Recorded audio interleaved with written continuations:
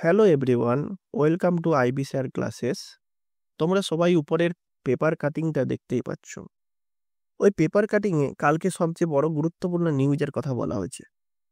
সেখানে বলা হয়েছে বিহারের সমস্ত চাকরির ক্ষেত্রে মহিলাদের জন্য আলাদা 35% সংরক্ষণ দিল বিহারের সরকার।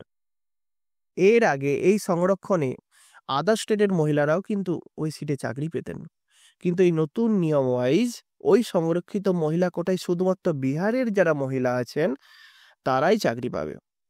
বিপিএসসি টিআরই 4.0 এই নিয়ম চালু হবে।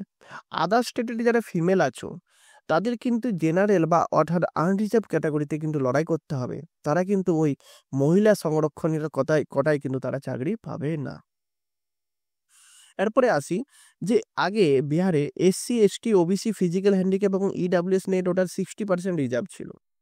তারপরে কালকে এই 40% যে আনরিজার্ভ ছিল তার মধ্যে 35%কে কি করা হলো রিজার্ভ, অর্থাৎ 100%-এর মধ্যে টোটাল বলে রাখতে পারো প্রায় 14% হয়ে গেল রিজার্ভ।